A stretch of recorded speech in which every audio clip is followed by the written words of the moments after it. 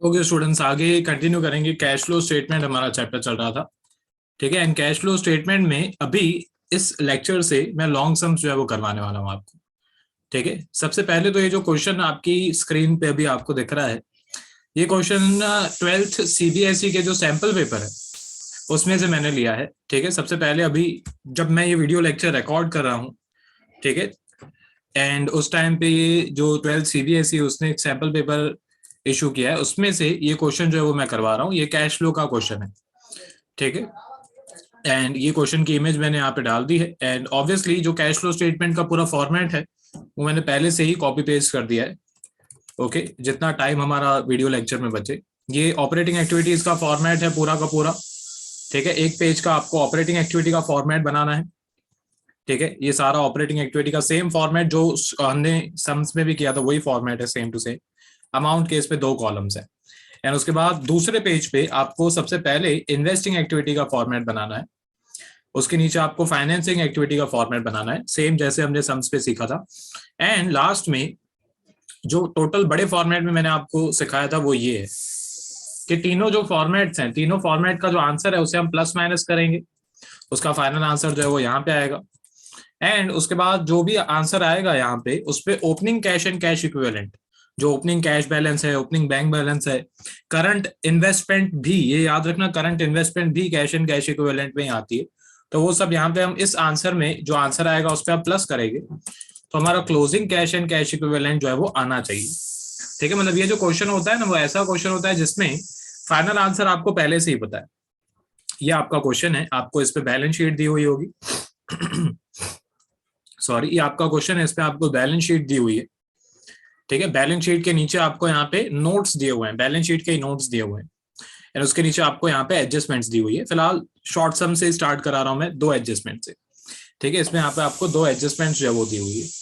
अब आप अगर देखोगे तो यहाँ पे आपको पहले से ही, मैं अगर इसको हाईलाइट कर दूं, अंडरलाइन कर दूं, यहाँ पे पहले से ही आपको कैश एंड कैश इक्विवेलेंट की हेडिंग दी हुई है। अब जितने भी सम्स हमने सॉल्व किए हैं उसमें 2020 वाला ईयर जो है वो पीछे दिया हुआ होता है। मतलब जो ओल्ड ईयर है वो पीछे दिया हुआ होता है, न्यू ईयर पहले दिया हुआ होता है। इस क्वेश्चंस में ध्यान दिया करो। यहाँ पे देखो, पहले आपको 31/3/20 वाला ईयर दिया हुआ है, एंड उसके बाद आपको 31/3/21 वाला ईयर दिया हुआ है। तो इस चीज का ध्यान देना है, क्योंकि अगर आपने उल्टा सॉल्व कर लिया पूरा क्वेश्चन तो आंसर रॉन्ग आएगा। पहले ओल्ड ईयर है फिर न्यू ईयर है। बाकी सारे क्वेश्चन में, जितने भी टेक्स्ट बुक में क्वेश्चन दिए हुए हैं, सब में उल्टा है। 21 पहले दिया हुआ है फिर 20 दिया हुआ है, तो सिर्फ इस चीज का ध्यान दो। हाँ, अब सबसे पहले यहाँ पे कैश एंड कैश इक्विवेलेंट है। कैश एंड कैश इक्विवेलेंट में आप यहाँ पे देख सकते हो कि जो कैश एंड कैश इक्विवेलेंट का ओपनिंग बैलेंस है वो है 2,65,000 एंड क्लोजिंग बैलेंस है 2,98,000। ये हमारा फाइनल आंसर पहले से ही दे दिया। मतलब आप चाहो तो पहले ही जाके लास्ट में यहाँ पे लिख सकते हो, opening cash and cash equivalent में 2,95,000 and closing cash and cash equivalent में 2,98,000।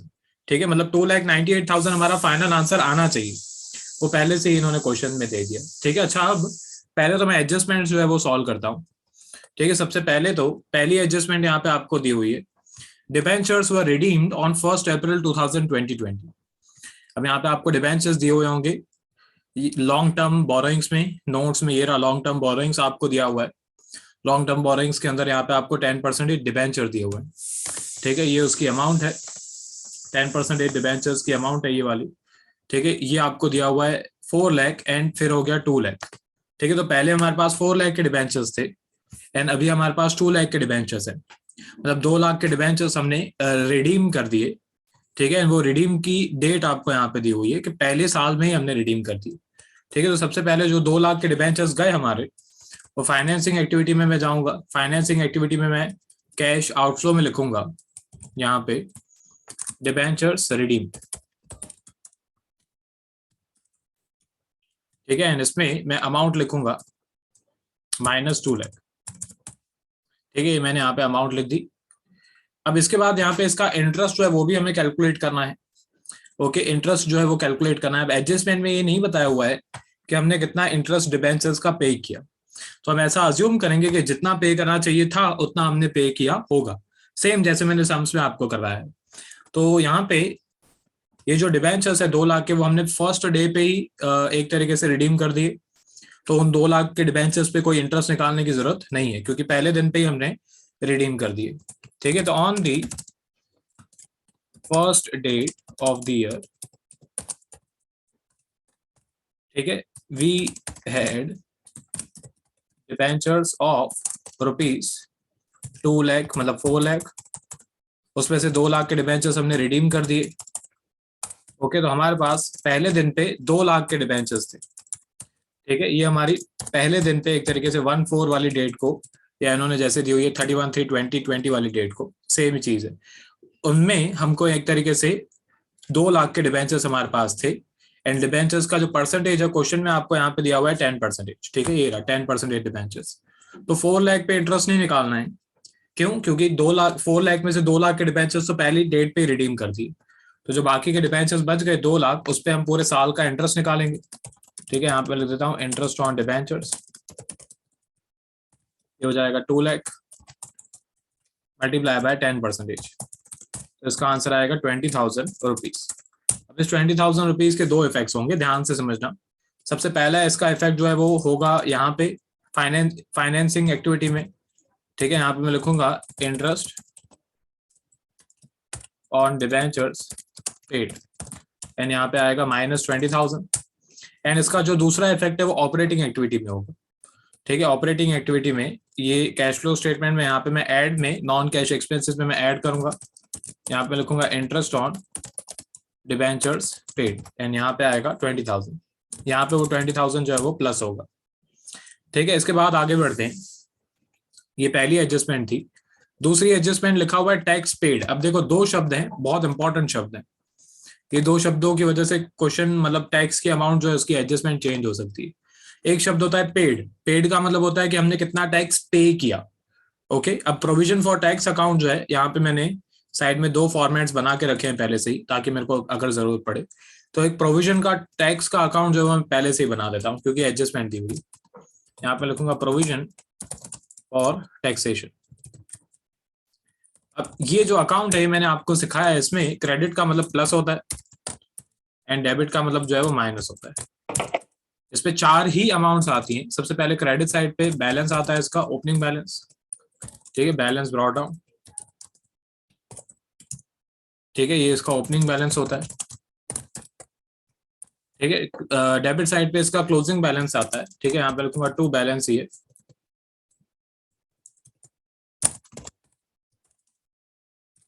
इसका क्लोजिंग बैलेंस है।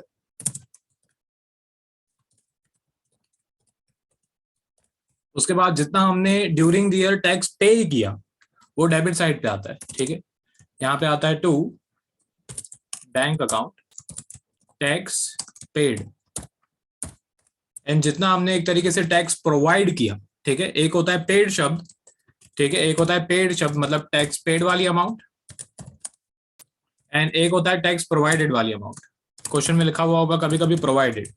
ठीक है, टैक्स प्रोवाइडेड का मतलब है, टैक्स पेड का मतलब है डेबिट साइड वाली अमाउंट, एंड टैक्स प्रोवाइडेड का मतलब है कि हमने कितना करंट ईयर का जो प्रोविजन है वो बनाया।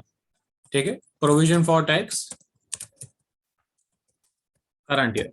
ठीक है, ये जो है ये क्रेडिट साइड वाली अमाउंट है। तो यहाँ पे क्रेडिट साइड पे आता है बाय स्टेटमेंट ऑफ P&L। ये हमारा एक तरीके से टैक्स प्रोवाइडेड, मतलब करंट ईयर का टैक्स है। इसमें 4 ही अमाउंट्स होती है। अब यहाँ पे इसके जो इफेक्ट्स है, सबसे पहले टैक्स पेड की आपको अमाउंट दी हुई है 2,80,000। ठीक है, उसका पहला इफेक्ट यहाँ पे टैक्स पेड वाले अकाउंट में मैंने कर दिया 2,80,000, यहाँ पे हुआ डेबिट। एंड ये जो टैक्स है वो हम पे करते हैं। ठीक है, तो कैश फ्लो स्टेटमेंट में यहाँ पे कैश जनरेटेड फ्रॉम ऑपरेशंस के नीचे इनकम टैक्स पेड आता है। ठीक है, वहां पे मैं माइनस में लिखूंगा, यहाँ पे मैं लिखूंगा -2,80,000। ठीक है, ये जो 2,80,000 है ये हमने पे किया, वो यहाँ से होगा माइनस। चलो इसके बाद आगे बढ़ते हैं। इसके बाद यहाँ पे शॉर्ट टर्म प्रोविजंस भी आपको दिया हुआ होगा। शॉर्ट टर्म प्रोविजंस में आपको प्रोविजन फॉर टैक्स दिया हुआ होगा। ठीक है, ये रहा बैलेंस शीट में करंट लायबिलिटीज में पहले ट्रेड पेबल दिया हुआ है, फिर शॉर्ट टर्म प्रोविजंस दिया हुआ है। उसके नीचे नोट्स आपको दिए हुए होंगे, ये रहे उसके नोट्स में शॉर्ट टर्म प्रोविजन में लिखा हुआ है प्रोविजन फॉर टैक्स। अब प्रोविजन फॉर टैक्स का ओपनिंग बैलेंस है 3,25,000 एंड ये क्लोजिंग बैलेंस है 3,20,000। तो मैं अकाउंट में गया, सबसे पहले इसका जो ओपनिंग बैलेंस है वो मैं क्रेडिट साइड पे लिखूंगा। मैं एक बार वापस से चेक कर लेता हूँ। ओपनिंग बैलेंस है 325, क्लोजिंग है 320। तो यहाँ पे मैंने लिखा 325, ठीक है, एंड यहाँ पे मैंने लिखा 320। अभी इसके बाद इसको टैली करेंगे तो जो हमारा टैक्स प्रोवाइडेड वाली अमाउंट है इसकी अमाउंट आएगी। तो सबसे पहले क्रेडिट साइड का टोटल 2,80,000 प्लस 3,20,000, 6 लाख, ठीक है, 6 लाख मैं यहाँ पे भी लिखूंगा। अब 6 लाख में से जो 3,25,000 है वो माइनस करेंगे तो 2,75,000 अमाउंट आ रही है। ये 2,75,000 वाली जो अमाउंट है इसके दो इफेक्ट्स होते हैं। सबसे पहले तो वहां पे, एंड दूसरा इसका इफेक्ट होता है net profit before tax and extra ordinary items की वर्किंग नोट में, ठीक है। इसमें क्लोजिंग सरप्लस हम प्लस करते हैं, ओपनिंग सरप्लस माइनस करते हैं, फिर कुछ एक्स्ट्रा ऑर्डिनरी आइटम्स हम यहाँ पे प्लस करते हैं, कुछ एक्स्ट्रा ऑर्डिनरी आइटम्स हम यहाँ पे माइनस करते हैं, तो हमारा net profit before tax and extra ordinary items जो है वो आ जाता है, ठीक है। तो यहाँ पे मैं पहले जाके ऐड में लिख देता हूँ provision for tax current year या टैक्स प्रोवाइडेड। इसकी अमाउंट आपको यहाँ पे हमने जस्ट फाइंड की 2,75,000 रुपीज। ओके, अब जब आप एग्जाम में आपको ये सम आए, ठीक है, जब एग्जाम में ये सम आए तो आपको जो फॉर्मेट है, जो फॉर्मेट मैंने कैश फ्लो का बनाया है, ठीक है, जो फॉर्मेट मैंने बनाया ऑपरेटिंग एक्टिविटीज का एक पूरे पेज का फॉर्मेट, एंड साइड में इन्वेस्टिंग एंड फाइनेंसिंग एक्टिविटीज का फॉर्मेट, उसके नीचे जो opening cash and cash equivalent closing, वो सब आपको पहले से ही बना देना है, ठीक है। पहले सम सॉल्व करने से पहले फॉर्मेट बनाना पड़ेगा। उसकी वजह से क्या होता है, ये सम लेंथी हो जाता है। ये सम एक तरीके से इजी होता है, इसमें दो एडजस्टमेंट्स दी हुई है, दोनों एडजस्टमेंट्स खत्म भी हो गई। इसके बाद अब सिर्फ हमें मैच दी फॉलोइंग करनी है। इसके बाद इतना कुछ भी टिपिकल जो है वो नहीं बचा है, सिर्फ मैच दी फॉलोइंग है, ठीक है। पर फिर भी क्या करना पड़ेगा, फॉर्मेट बनाना पड़ेगा, एंड उसमें टाइम जो है वो वेस्ट होता है। तो स्पीड जो है वो बढ़ाने के लिए टाइमर लगा के आपको प्रैक्टिस करनी पड़ेगी, ठीक है। इसमें आपको बार बार प्रैक्टिस करनी पड़ेगी, तो जाके क्वेश्चन जो है वो टाइम पे आपका कंप्लीट होगा, ठीक है। तो अब एडजस्टमेंट जो है वो हो गई, उसके इफेक्ट्स जो है वो हो गए। कंपनी का नाम कौन सा दिया हुआ है, आराधना लिमिटेड, यहाँ पे मैं लिख देता हूँ आराधना लिमिटेड, ठीक है। अब यहाँ पे दोनों एडजस्टमेंट के जो इफेक्ट्स है वो कंप्लीट हो गए। अब एक तरीके से जो बाकी की पॉइंट्स हैं वो सॉल्व कर लेते हैं फटाफट। सबसे पहले नोट्स में आपको रिजर्व्स एंड सरप्लस दिया हुआ है, उसमें स्टेटमेंट ऑफ पीएनएल का ओपनिंग एंड क्लोजिंग बैलेंस दिया हुआ है, ठीक है। ओपनिंग वाला 350, क्लोजिंग वाला 370। यहाँ पे क्या, ओपनिंग वाला जो है वो 350 है, वो माइनस होगा, एंड क्लोजिंग वाला जो है वो 370, ठीक है। ये इसकी अमाउंट ऊपर नोट्स में आपको यहाँ पे दी होगी। रिजर्व्स एंड सरप्लस के नीचे स्टेटमेंट ऑफ पीएनएल, ये ओपनिंग वाला 350, क्लोजिंग वाला 370, ठीक है। इसके बाद इसका जो डिफरेंस है, जो बैलेंस है, वो यहाँ पे आएगा। 370 में से 350 गया तो 20,000 यहाँ पे आ गया, ठीक है। 20,000 में 2,75,000 जो है वो हम प्लस करेंगे। ये 20,000 बैलेंस में 2,75,000 हम प्लस करेंगे, तो 2,95,000 रुपीज जो है वो हमारा net profit before tax and extra ordinary items, ठीक है। Net profit before tax and extra ordinary items 2,95,000 आया, और 2,95,000 जो है वो मैं यहाँ पे लिख देता हूँ 2,95,000। चलो ये हो गया। इसके बाद आगे बढ़ते हैं। इसके बाद यहाँ पे इक्विटी एंड लाइबिलिटीज में शेयर कैपिटल आपको दिया हुआ है, ठीक है। शेयर कैपिटल जो है उसमें अमाउंट, पहले शेयर कैपिटल की अमाउंट थी 5 लाख, ओके। अभी शेयर कैपिटल की अमाउंट हो गई 7,30,000, ठीक है। तो 7,30,000 में से 5 लाख मैं माइनस करूंगा तो 2,30,000 आया। ये शेयर कैपिटल की वैल्यू इंक्रीज हो गई, शेयर कैपिटल की वैल्यू 2,30,000 इंक्रीज हो गई, मतलब हमने शेयर्स इशू किए होंगे, ठीक है। शेयर इशू करेंगे तो पैसा आएगा, कैश इनफ्लो होगा, ठीक है। तो मैं यहाँ पे लिखूंगा शेयर कैपिटल इशूड, एंड यहाँ पे अमाउंट में आएगा 2,30,000 प्लस में। चलो ये हो गया। अब एडजस्टमेंट्स के दो इफेक्ट होते हैं, ये याद रखना। जो ये आपको फॉर्मेट के अमाउंट है इसके कोई दो इफेक्ट नहीं होते हैं। फिर रिजर्व्स एंड सरप्लस नोट में से हो गया है। नॉन करंट लायबिलिटी में लॉन्ग टर्म बोरिंग्स डिबेंचर्स वाली पॉइंट हो चुकी है। उसके नीचे करंट लायबिलिटीज में ट्रेड पेएबल है, पर उसमें नोट दी हुई है, 3 नंबर लिखा हुआ है। तो नोट में जाके मैं देख लेता हूँ कहाँ पे ट्रेड पेएबल। ये रहा, ट्रेड पेएबल में दो अमाउंट्स हैं, एक है क्रेडिटर की अमाउंट और एक है बिल्स पेएबल की अमाउंट, ठीक है। तो ये वर्किंग, मतलब ये सबसे, हर एक स्टूडेंट का चैप्टर स्टार्ट होने के टाइम पे एक तरीके से सबसे कंफ्यूजिंग वाला टॉपिक होता है कि सर करंट लायबिलिटी में सीधा रूल, करंट एसेट में उल्टा rule, at the end of the chapter सबका फेवरेट टॉपिक हो जाता है ये, क्योंकि इसमें कोई भी एडजस्टमेंट होती नहीं। ओके, सबसे मतलब इसमें इजी टॉपिक यही होता है फिर। तो यहाँ पे क्रेडिटर्स की जो वैल्यू है सबसे पहले आपको दी हुई है 2,40,000, फिर हो गई 2,60,000। ठीक है, तो 2,60,000 माइनस 2,40,000 आएगा 20,000। 20,000 क्रेडिटर्स की वैल्यू बढ़ गई। अब क्रेडिटर्स की वैल्यू बढ़ गई तो हम ऐड करेंगे वर्किंग कैपिटल चेंजेस में करंट लायबिलिटी का सीधा रूल, करंट एसेट का उल्टा रूल। तो यहाँ पे मैं लिखूंगा क्रेडिटर्स, एंड क्रेडिटर्स की वैल्यू 20,000 रुपीज इंक्रीज हो गई, तो मैंने यहाँ पे ऐड कर दिया। उसके बाद आपको यहाँ पे क्रेडिटर्स के नीचे बिल्स पेएबल भी दिया हुआ है। बिल्स पेएबल की जो अमाउंट है वो है 1,20,000, पहले थी 1,20,000, अभी हो गई 2 लाख। तो जो बिल्स पेएबल है उसकी वैल्यू भी 80,000 रुपीज बढ़ गई। 80,000 रुपीज बढ़ गई, वापस से करंट लायबिलिटी की वैल्यू बढ़ती है तो हम ऐड करते हैं। ठीक है, तो मैं यहाँ पे लिखूंगा बिल्स पेएबल, एंड यहाँ पे मैं ऐड में लिखूंगा 80,000 रुपीज। चलो ये भी हो गया। उसके बाद शॉर्ट टर्म प्रोविजंस है वो हो चुका है हमारा। फिर एसेट्स में सबसे पहले नॉन करंट एसेट आपको दिया हुआ है, उसमें फिक्स्ड एसेट में tangible asset and intangible asset दिया हुआ है, पर दोनों की नोट्स आपको दी हुई है। तो नोट्स दी हुई है तो मैं नोट्स में आ जाता हूँ। सबसे पहले टेंजिबल फिक्स्ड एसेट में दिया हुआ है मशीनरी, उसके नीचे दिया हुआ है प्रोविजन फॉर डेप्रिसिएशन, एंड फिर आपको ये 4,50,000 माइनस करके आंसर दिया हुआ है। कभी भी ये याद रखना, ये जो माइनस करके 4,50,000 5 लाख आपको दिया हुआ है ये हमारे कोई काम का नहीं है, कोई भी सम में। ठीक है, पूरे कैश फ्लो के सम में कोई भी काम का नहीं है। अब इसमें मशीन और प्रोविजन फॉर डेप्रिसिएशन का मैं अकाउंट नहीं बनाऊंगा क्योंकि कोई एडजस्टमेंट नहीं दी हुई। सबसे पहले मशीन की जो वैल्यू थी पहले थी 5,50,000, अभी हो गई 6,60,000, 1 लाख रुपीज इंक्रीज हो गई। ठीक है, 6,60,000 माइनस 5,50,000, तो 1 लाख रुपीज जो है 1,10,000 रुपीज जो है, ठीक है, 1,10,000 रुपीज जो है वो इंक्रीज हो गई। अब मशीन की वैल्यू 1,10,000 इंक्रीज हो गई, मतलब हमने मशीन खरीदी होगी। ठीक है, तो मैं इन्वेस्टिंग एक्टिविटीज में जाऊंगा, कैश आउटफ्लो में यहाँ पे मैं लिखूंगा मशीन परचेस्ड। ठीक है, इन अमाउंट में यहाँ पे मैं माइनस में लिखूंगा माइनस 1,10,000 रुपीज। ठीक है, इसके बाद इसके नीचे प्रोविजन फॉर डेप्रिसिएशन दिया हुआ। अब प्रोविजन फॉर डेप्रिसिएशन की वैल्यू आप देखो, पहले प्रोविजन फॉर डेप्रिसिएशन की वैल्यू थी 1 लाख, अभी हो गई 1,60,000, तो 60,000 जो है वो वैल्यू इंक्रीज हो गई।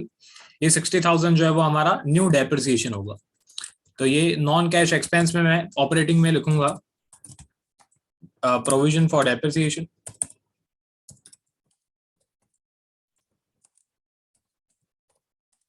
या ब्रैकेट में आप ऐसे भी लिख सकते हो new depreciation.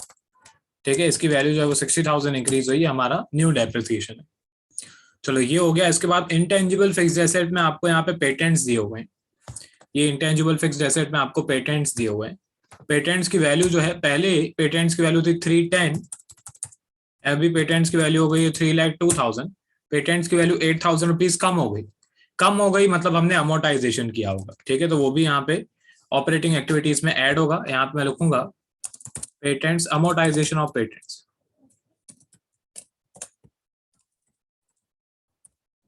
Amortisation of patents में यहाँ पे मैं ऐड करूंगा 8,000 रुपीज।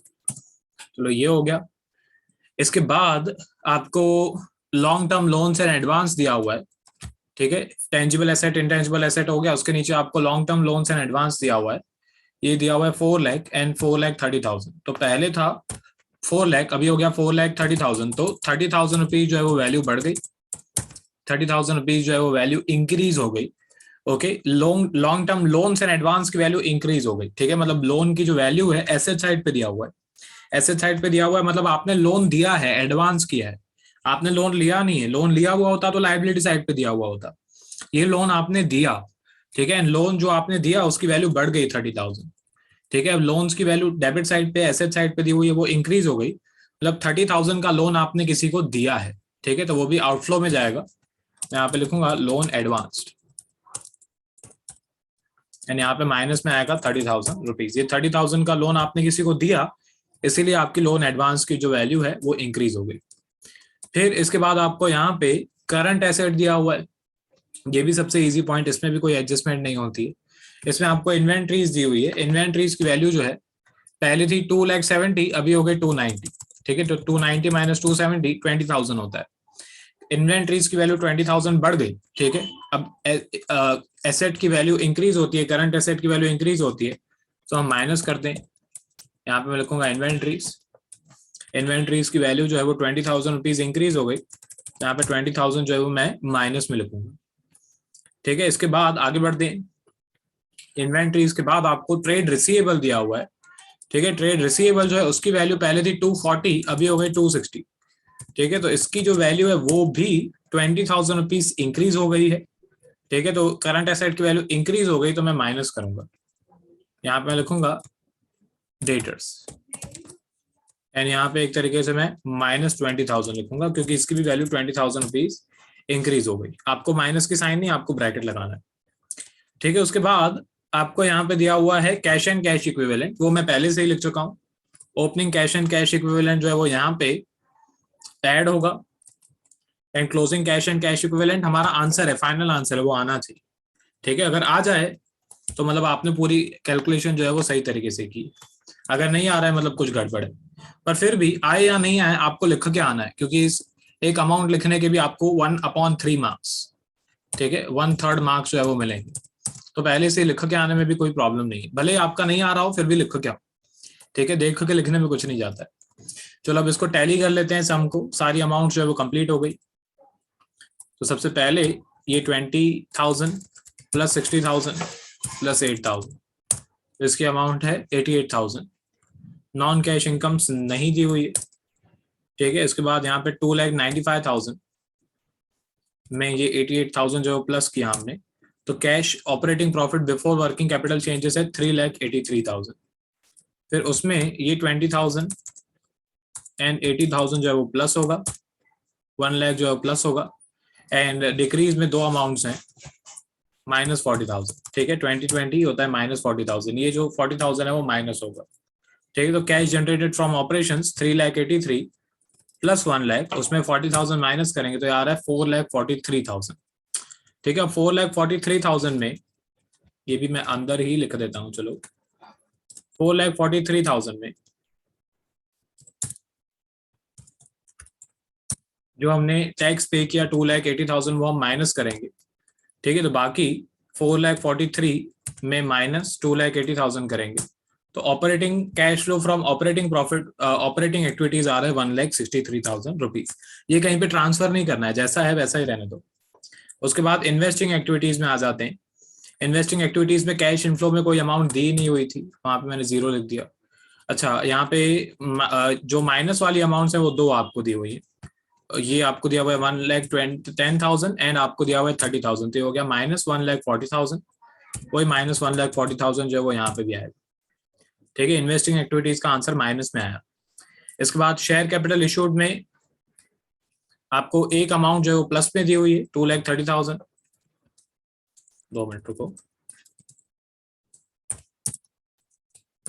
ओके, हाँ, एक अमाउंट यहाँ पे आपको प्लस में दी हुई है, दो अमाउंट्स आपको माइनस में दी हुई है।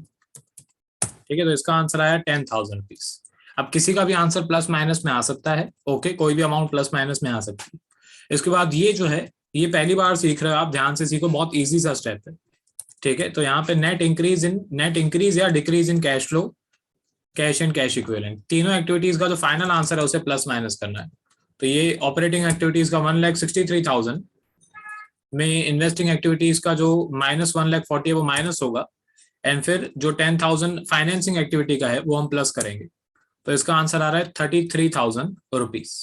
ठीक है, ये इसका आंसर है 33,000 रुपीज।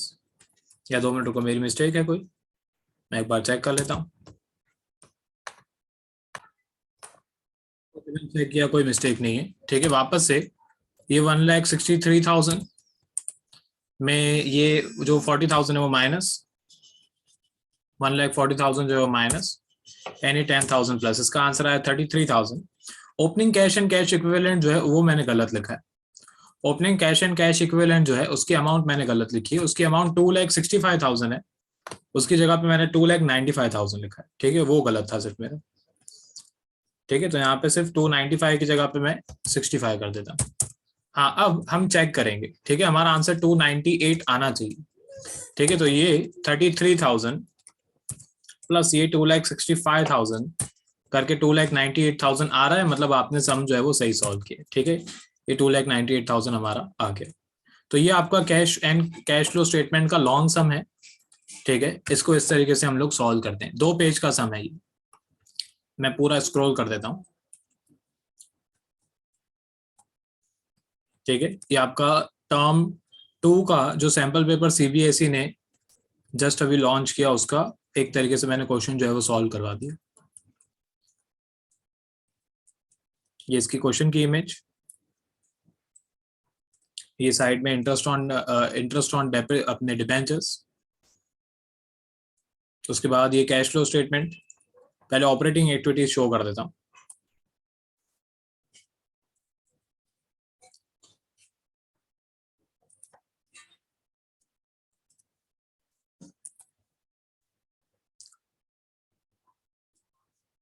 ठीक है, उसके बाद ये इन्वेस्टिंग एक्टिविटीज भी मैं शो कर देता हूँ।